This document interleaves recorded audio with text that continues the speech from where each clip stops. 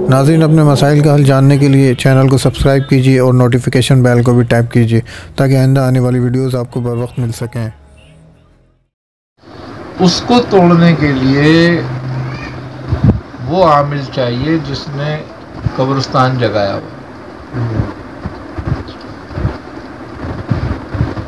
لکڑی سے، شیشے سے لوہا نہیں کاٹ سکتے، لوہے سے لوہا کٹے گا۔ وہ کافر کی، شیطان کی روح ہے، ہمزاد ہے، تو یہ مسلمان کے ہمزاد سے ہی کٹے گا، اسی سے وہ بھاگے گا اور نکلے گا، وہاں سے جائے گا۔ نہیں تو تم کتنے دم پھونک کرتے رہو، کچھ بھی کرتے رہو، انہیں کبھی نہیں جانا۔ آئی نا سمجھ میں؟ لیکن ہم لوگ جو ہے نا وہ اس بات کو توجہ نہیں کرتے، اور یہ کرنا چاہیے۔ جو لوگ اس کام کو باقاعدہ کریں، عمل کریں، ان کو باقاعدہ قبرستان وغیرہ یہ وہ سب کاموں میں کرنا چاہیے۔ یہ سب جگہ جا کے انہیں پڑھائی کرنی چاہیے۔ پڑھائی وہی کرنی ہے تم نے، چاہے تم سورہ مزمل پڑھو، سورہ یاسین پڑھو، سورہ جن پڑھو، کوئی سی بھی سورت پڑھو۔ وہاں جا کے جب پڑھتے ہو تم، دیکھو ایک بات ہے، جب تمہیں کوئی خریداری کرنی ہوتی ہے تم جاتے ہو بازار جاتے ہو۔ بازار کیوں جاتے ہو؟ چیزیں وہیں سے ملیں گی، چیزیں وہیں سے ملیں گی۔ وہ یہ ایک کلیہ ہے۔ اگر بیمار ہو تو کس کے پاس جاؤ گے؟ ڈاکٹر یا حکیم کے پاس، کیونکہ اس کے بعد دواؤں کا خزانہ ہے پورا۔ آئی سمجھ بات؟ جب اس سے بات نہیں بنے گی تو اسپتال جاؤ گے، کیونکہ اسپتال مریضوں کا مرکز ہے۔ مقصد کہنے کا یہ کہ ہر کام ہم اسی طرح چاہتے ہیں کہ ایسا ہو کہ وہ مرکز پہ جا کے کرے اس کے، لیکن جب روحانیت حاصل کرتے ہو، روحانیت کا مرکز کہاں پر ہے؟ قبرستان۔ وہاں تو تم جاتے ہی نہیں۔ تم چاہتے ہو گھر بیٹھے آ جائے کوئی میرے پاس، کیوں آئے گا وہ؟ بھائی جس طرح دکاندار کوئی سودا لے کے تمہارے گھر پہ نہیں آ جائے گا کہ کیا کیا خریدنا ہے تمہیں،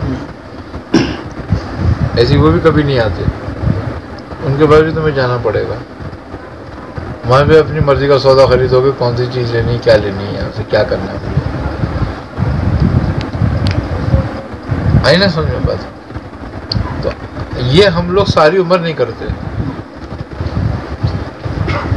بعض تو قبرستان سے ایسے بھاگتے ہیں کہ وہ تو مردوں کو بھی دفنانا نہیں چاہتے وہاں پہ چلے جا کے، وہ بھی کہتے ہیں دوسرے دفنا دیں، ہم باہر کھڑے رہیں، اتنا خوفزدہ ہوتے ہیں۔ اور جب تک آپ اندھیرے میں جا کر، ویرانے میں جا کر، علیحدگی میں جا کر بالکل ان سے نہیں وہاں ملاقات کرتے، جب تک وہ آپ کی سننے والے نہیں ہیں، وہ آپ کی مدد کرنے والے نہیں ہیں۔ تو روحانیت کا مقصد کیا ہے؟ ارواحوں کا بلانا، ارواحوں کا اکٹھا ہونا، ان سے استمداد کرنا، یہی روحانیت ہے۔ ایسا میں بات، روحانیت تین طرح کی ہے، ایک بیرونی جو باہر سے حاصل ہوتی ہے، ایک انٹرنل جو اندر سے حاصل ہوتی ہے۔ اندر سے جو حاصل ہوتی ہے وہ ہماری ارادے کی روحانیت ہے، ہماری قوت ارادی ہے۔ تمہارے پاس جو چیز ہے دنیا کی سب سے تیز رفتار چیز ہے، اور وہ دنیا کی سب سے تیز رفتار چیز جو ہے تمہارا تصور ہے۔ دنیا کا سب سے طاقتور عمل ہے یہ تصور۔ حضرت آصف بن برخیہ نے تخت بلقیس اسی سے بلا لیا تھا، منگا لیا تھا، اور کتنی دیر میں منگایا تھا؟ قرآن کہتا ہے طرفۃ العین، کہ پلک جھپکتے ہوئے۔ آپ نے کہا کہ اے سلیمان علیہ السلام، آپ اپنی آنکھ بند کر کے کھولیں گے تو تخت آپ کے سامنے ہوگا۔ یہ تصور کی قوت ہے۔ آپ نے کراچی دیکھا ہوا ہے، ابھی آپ یہاں بیٹھے ہو، ہوائی جہاز سے بھی سفر کرو تو 1 گھنٹہ لگتا ہے، آپ راکٹ میں بیٹھ کے جاؤ گے تو 15 منٹ لگیں گے، لیکن آپ آنکھ بند کرو کراچی میں اور آنکھ کھولی تو تم نہیں ہو، کوئٹہ میں ہو۔ کراچی کا کوئی نام لیا آپ کے سامنے تو فوراً پورا کراچی آپ کے سامنے گھوم جاتا ہے، نظر میں نہیں آ جاتا۔ یہ ہے پرواز اس کی اتنی. آئی نا سمجھ بات. یہ کہتے ہیں بزرگ کہتے ہیں کہ تصور کی طاقت وہ طاقت ہے کہ جو جبرائیل کی رفتار سے بھی تیز ہے. اور حضرت جبرائیل کی رفتار یہ ہے کہ نبی کریم صلی اللہ علیہ وسلم کے چہرہ مبارک پر جب ضرب لگی اور دندان مبارک شہید ہوا تو جب خون اس سے رسا تو اللہ تبارک و تعالیٰ نے فرمایا اے جبرائیل جا یہ خون اپنے ہاتھوں پہ لے لے. وہ کہاں پہ تھے؟ سدرۃ المنتہا پہ. کہ اگر یہ خون زمین پر گر گیا تو پھر زمین تا قیامت سبزہ نہیں اگائے گی.